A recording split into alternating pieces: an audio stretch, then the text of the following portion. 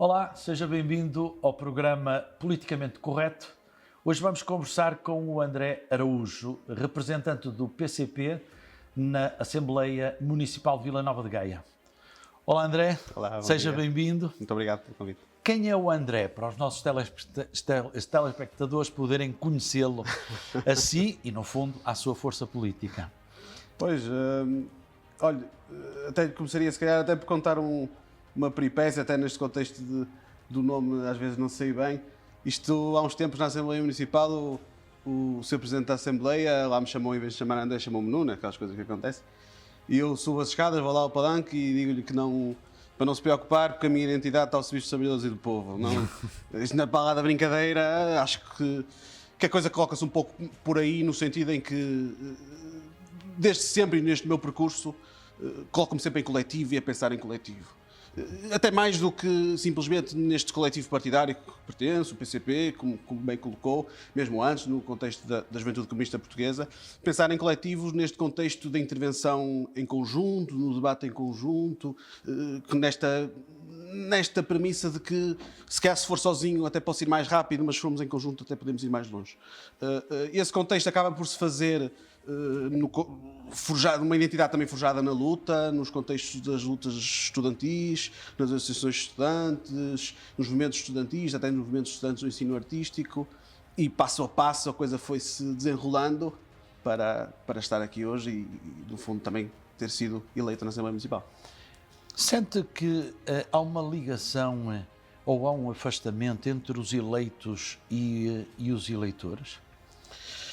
Eu sinto isso do ponto de vista geral, mas creio que a responsabilidade ou seja, a responsabilidade está de um lado e está do outro.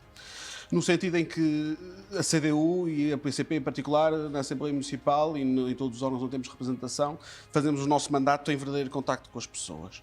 Na paragem do autocarro, onde o autocarro não passa, no centro de saúde, às vezes até mesmo àquela hora da manhã, entre as 6 e as 8 da manhã, onde o centro de saúde ainda não abriu e já se vê fila enorme, 30 pessoas para 2 ou 3 vagas. Ou seja, fazemos sempre este mandato em constante contacto com a população. Portanto, no que diz respeito à avaliação do nosso mandato, eu não creio que exista esse afastamento. Agora, efetivamente, há um pouco, até se vê pelo número de pessoas que vão às Assembleias Municipais, em particular, mas também nas Assembleias de Freguesia, vê-se por um lado que eu acho que também há. E eu acho que também este debate tem sentido, às vezes, nestas generalizações, podem incorrer em alguns erros.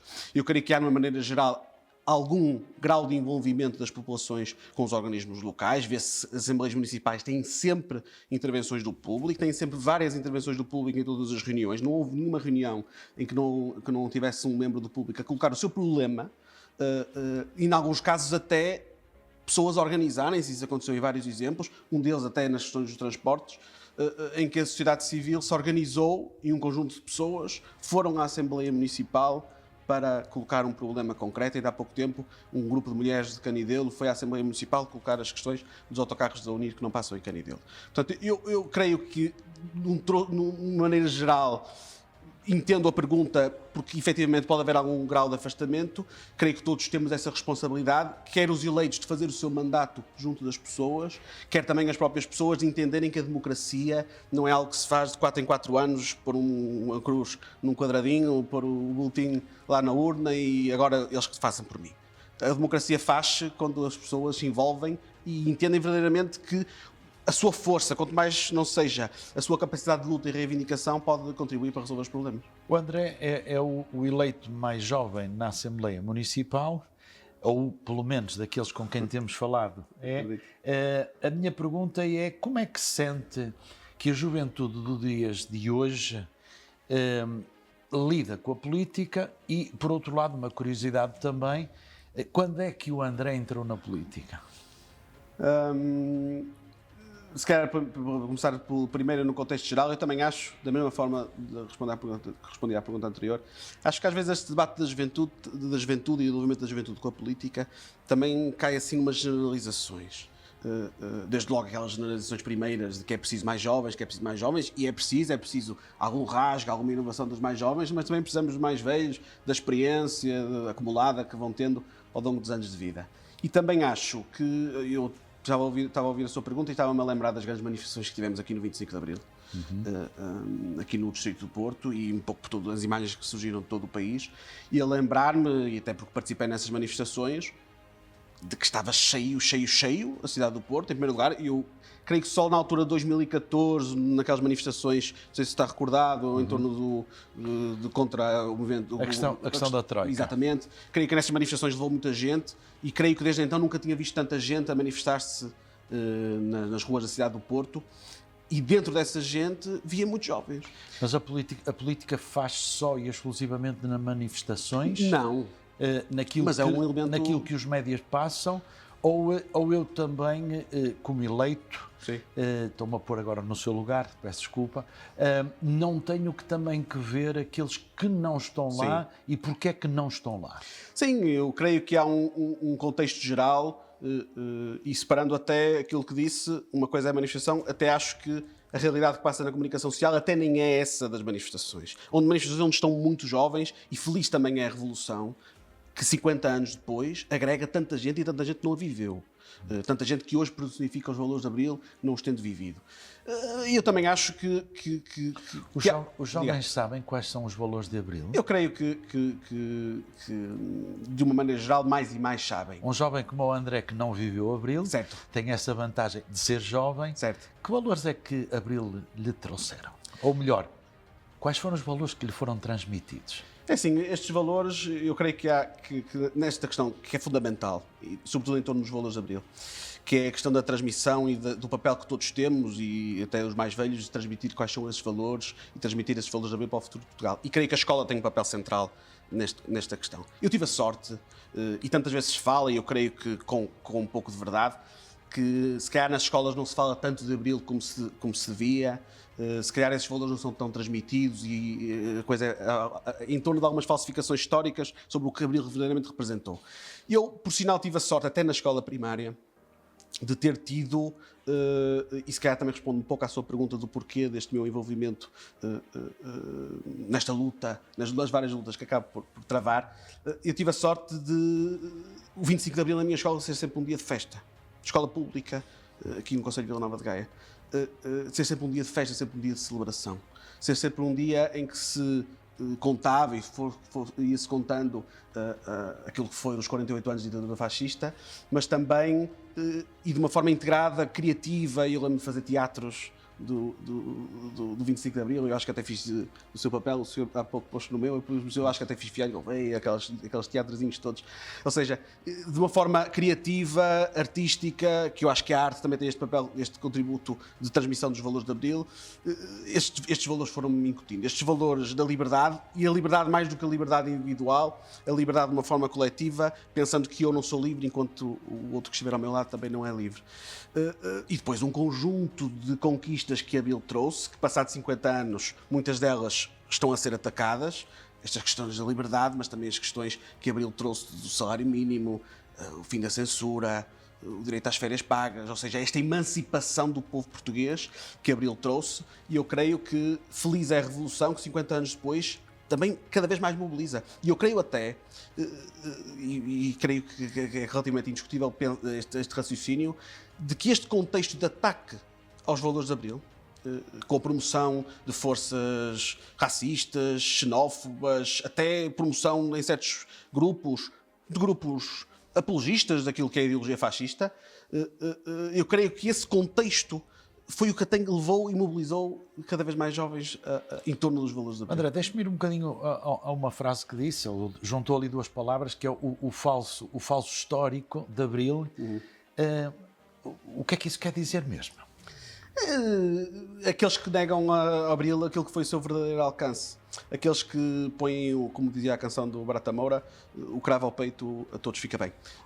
Aqueles que põem o cravo ao peito, e alguns até recusam a pô-lo, e também é um indicador não o fazerem, mas aqueles que põem o cravo ao peito para depois retirarem todo este contexto que Abril trouxe. Abril e a Constituição que Abril trouxe elencam um conjunto de direitos, desde logo o direito de todos à habitação, o direito de todos à saúde e à saúde gratuita, o direito de todos ao trabalho e ao trabalho com direitos. Abril também trouxe, como dizia há pouco, o salário mínimo nacional, as férias pagas, a redução do horário de trabalho. Ou seja, todos estes valores que Abril trouxe, porque não foi uma revolução no vácuo, é uma expressão que até está na moda, não foi uma revolução no vácuo, e há muita gente que anda aí a invocar Abril, retirando este verdadeiro alcance que a Revolução, que este projeto de Abril, porque nós na CDU e no PCP continuamos a olhar para a Revolução de 25 de Abril mais do que história, e é uma grande história, a página mais gloriosa, eventualmente, da nossa história moderna, mas mais do que olhar 25 de Abril como um mero acontecimento histórico, olhamos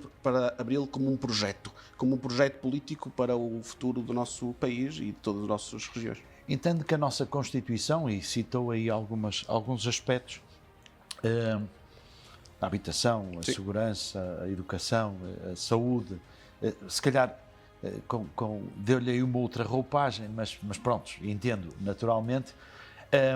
Aqui gostava do seu comentário, e provocando-lhe um bocadinho naturalmente, se a célebre frase de Kennedy, não perguntes à América o que é que ela pode fazer por ti, mas sim o que é que tu podes fazer pela América. André, o que é que nós podemos fazer não por Portugal, porque estamos aqui numa perspectiva mais concelhia, mas o que é que o cidadão de Vila Nova de Gaia pode fazer por Vila Nova de Gaia? Envolver-se justamente na luta por problemas concretos. Ter a percepção de que o seu contributo é decisivo.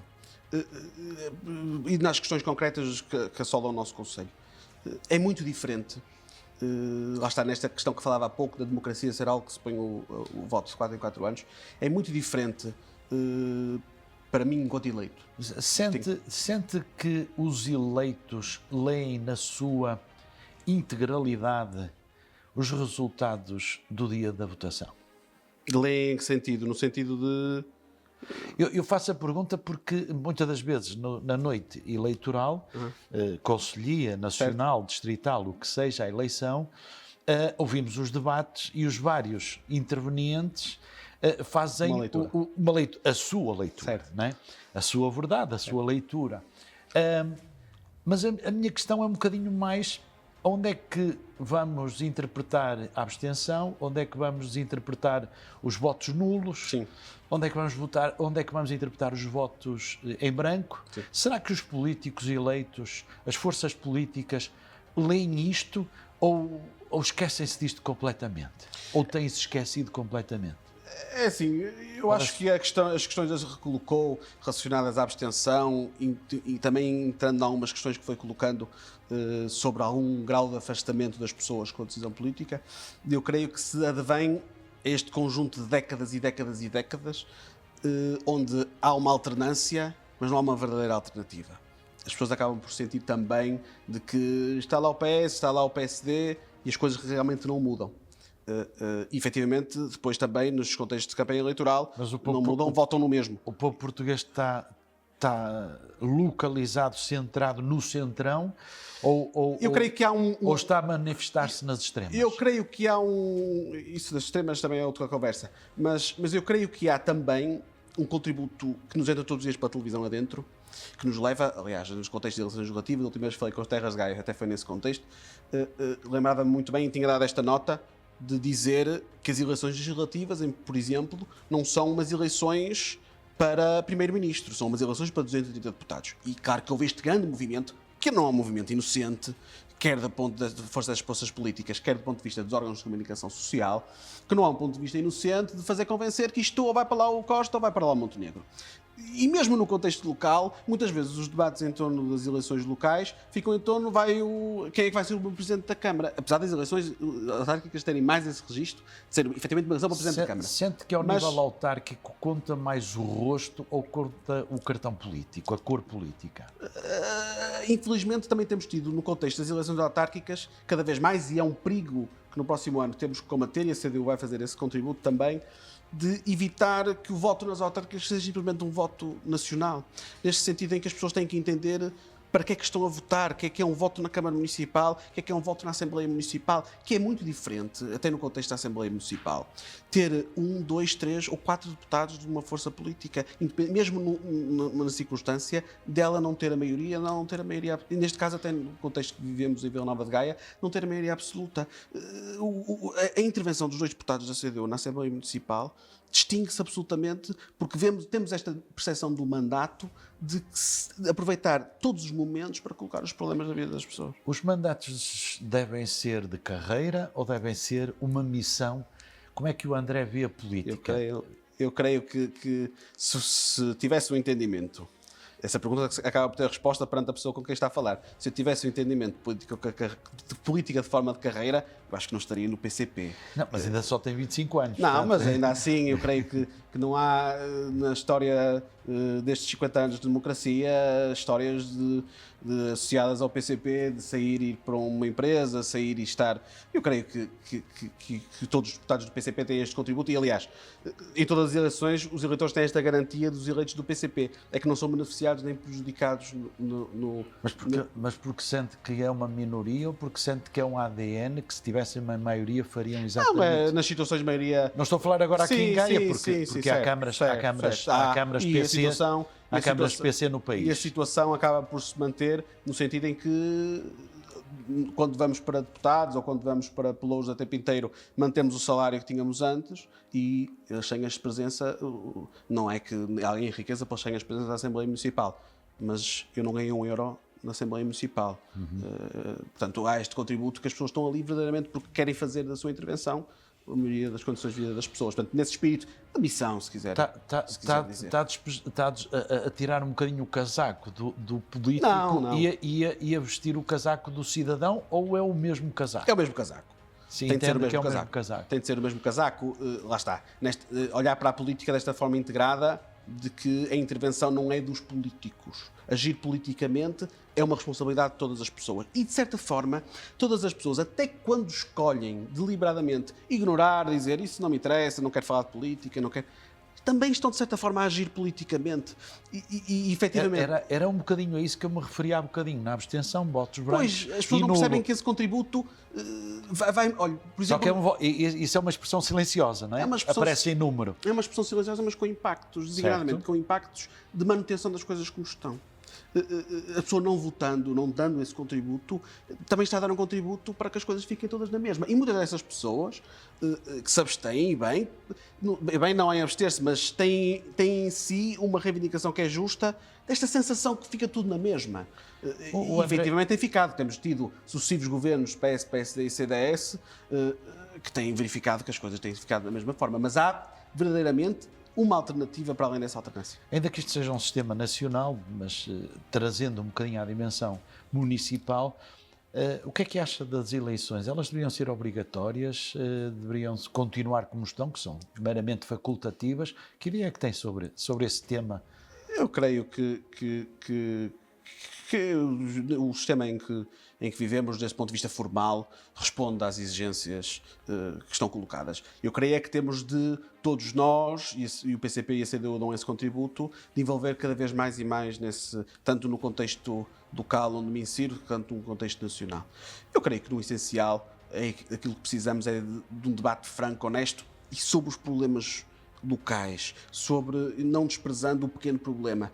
A CDU, no seu mandato da Assembleia Municipal, leva tantas questões, diria assim, mais não hierarquizando, como a saúde, como os problemas da habitação, como os problemas dos transportes, como o semáforo em São Félix da Marinha, como o buraco, como a inundação numa rua em Canidelo.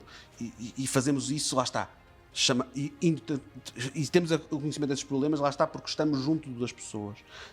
E as pessoas reconhecem no eleito da CDU, se calhar não das televisões ou destas entrevistas, por um contributo importante também sejam, reconhecem-nos justamente porque nos tratam por tu, porque conhecem-nos não só das lutas que travamos, como dizia há pouco, nas manifestações, mas também na identificação dos problemas concretos e da facilidade com que respondemos à chamada das pessoas, nós próprios convocamos as pessoas e a sociedade civil para a identificação dos problemas, para colocá-los posteriormente. Esta semana estive na escola de Vilar, em Vilar de Andorinho, até por iniciativa ou pelo menos chamada a atenção da própria professora coordenadora, onde uma escola com problemas gravíssimos de inundações, problemas de um estado absolutamente lastimável, com as paredes cheias de umidade, uma escola que até entristece quem olha para a educação como um fator essencial na sociedade onde vivemos e no desenvolvimento da democracia, olhar para uma escola daquela forma e lá está, não faltamos à chamada nunca, vamos estando, colocamos os problemas e já aproveitamos para colocar requerimentos e perguntar ao Presidente da Câmara. Sente que esta política de ir ao terreno deveria ser diária, ou isto muitas das vezes transpõe um bocadinho para aquela dimensão do cidadão de que, ok, eles se vieram hoje, é que vamos ter eleições dentro de dias? Eu admito que achem isso, porque há muita gente cujo mandato é de 4 em 4 anos, ou seja, é na hora de eleição. Nós vamos começar a ter, e esta entrevista até começa a anteceder esse registro, nós vamos ter em Vila Nova de Gaia muita gente que vai partir para as eleições a dizer eu vou fazer isto, eu vou fazer aquilo, mas gente que não usou o mandato que teve nestes últimos 4 anos. Gente de quem não votei uma proposta.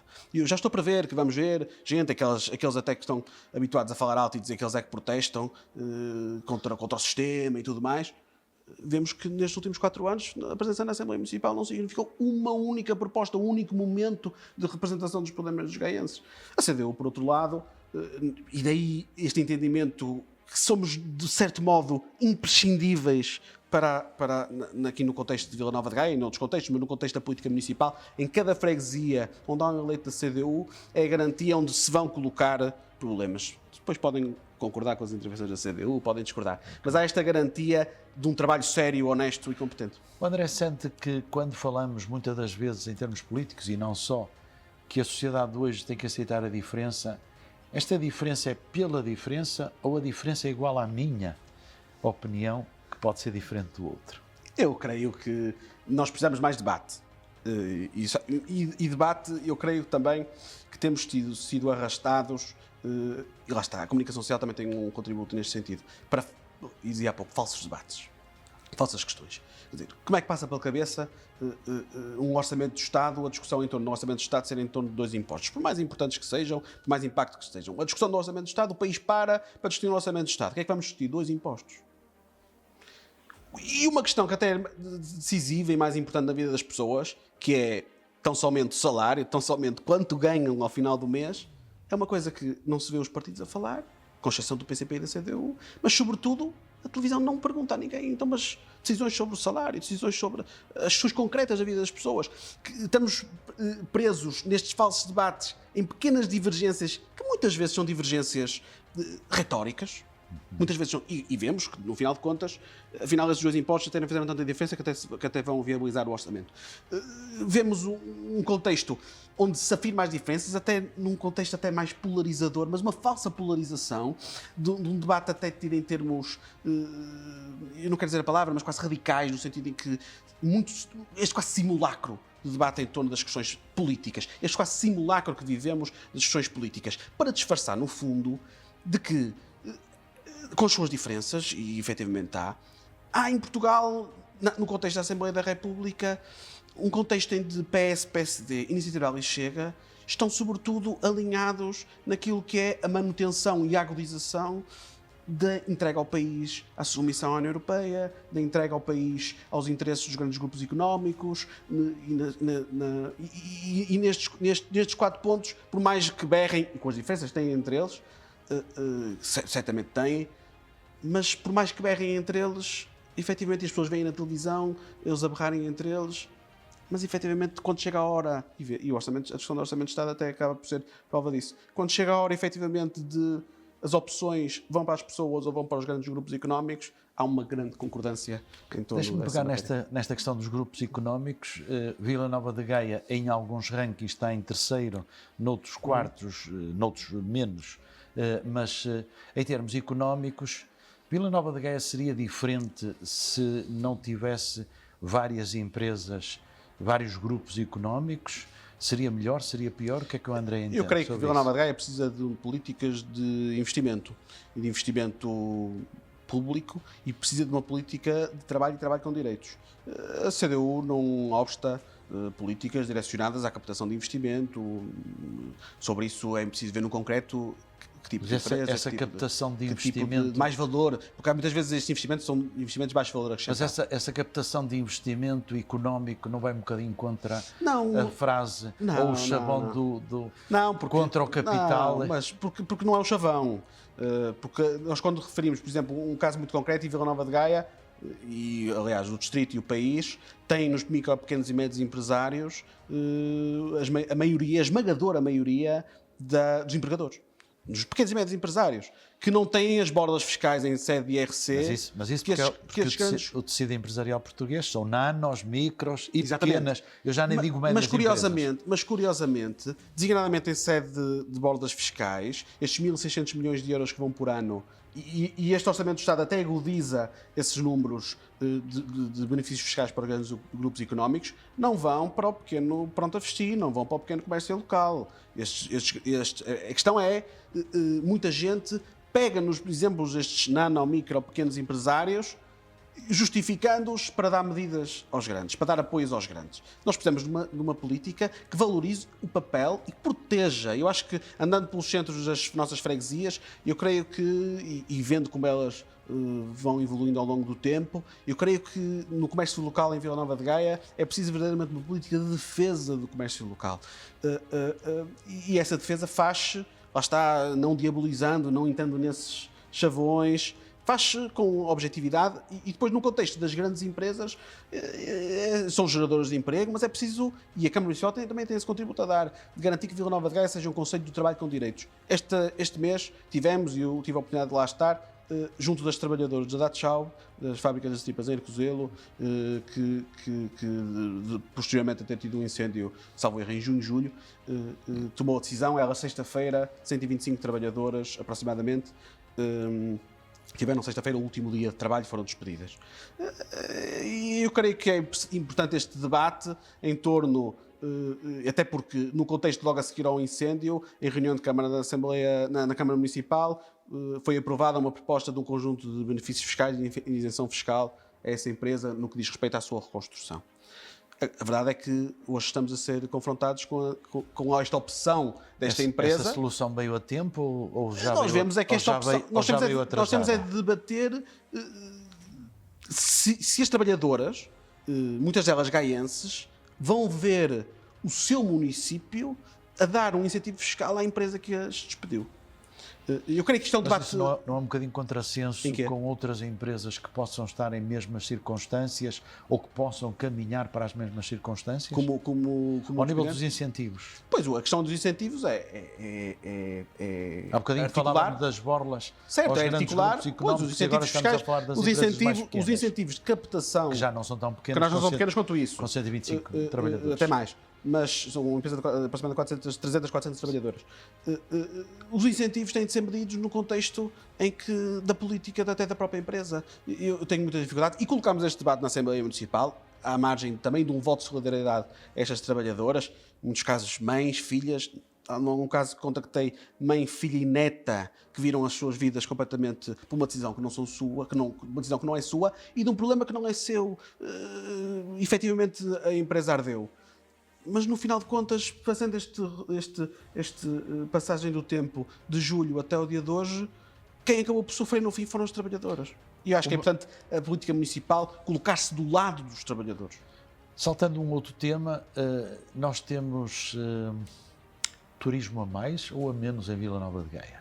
Eu creio que é, como qualquer atividade, lá está, também não diabolizando, é importante o seu contributo no comércio local, na economia local, como gerador de emprego, é importante também articulá-lo naquilo que é a visão que temos e que cada um tem para que concelho quer e que centros da cidade quer e que centro histórico quer. Se quer um centro histórico para quem lá vive, e nós temos visto ao longo destes últimos anos uma debandada que não só associada à questão do turismo, mas que também o turismo acaba por ter o seu contributo, uma debandada dos centros das cidades, do centro da nossa cidade e dos centros históricos. Mas porque esses espaços tiveram que evoluir para responder às necessidades dos seus tempos ou porque entende que teríamos que ficar parados no tempo para Eu não coloco essa questão do parados no tempo ou evoluir, porque eu também não considero propriamente uma evolução quando alguém isto não é só a intervenção da Câmara Municipal, também tem o contexto da lei dos despejos, de uma política de orientação nacional.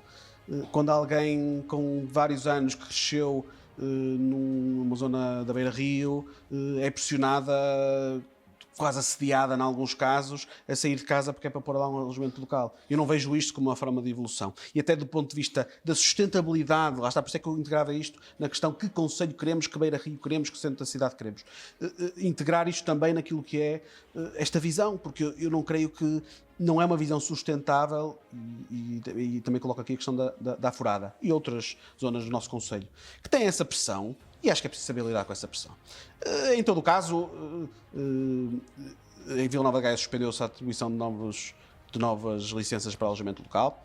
Eu creio que esse debate, e a CDU vai intervir nesse debate, de haver um regulamento que não diabolize, lá está, este pequeno, acaba por ser, esta atividade, que não diabolizando... Pode ser tão importante como há bocado pode ser tão falava importante, dos microempresários ou do microcrédito. Exatamente, mas tem como qualquer outra de ser articulada na valorização das nossas cidades, porque senão também temos cidades fantasmas. E até do ponto de vista que eu acho que é necessária de uma valorização cultural do nosso património, uma valorização cultural de um conceito que tem tanto para oferecer como Vila Nova de Gaia, eu creio que também nós não podemos despí-lo daquilo que é a sua essência. E a sua essência são as pessoas e agentes que lá moram, os movimentos associativos populares, todas essas forças vivas do concelho. Creio que até desse ponto de vista da atratividade, até do ponto de vista turístico do nosso concelho, precisamos de manter essas pessoas e de valorizar os centros históricos. André, para concluirmos,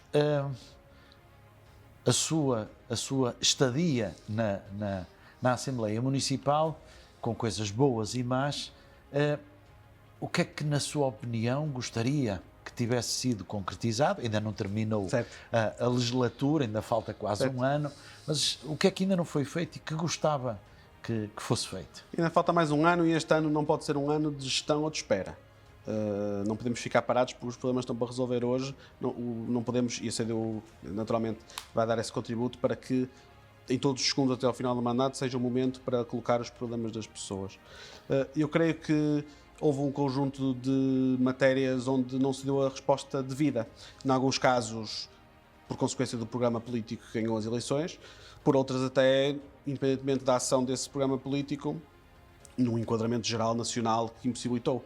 Eu creio que devíamos ter ido mais longe nas questões das políticas para a habitação, da proteção, lá está, dos arrendatários, quer de senhorias, entre aspas, e quer do banco, porque temos uma situação de muitos arrendatários do banco, da valorização da política de habitação. Creio que podíamos ter ido mais longe aí, sendo que certo que nenhum município ou nenhum Presidente de Câmara ou ninguém candidato a Presidente de Câmara pode dizer com franqueza que ele sozinho vai resolver o problema da habitação.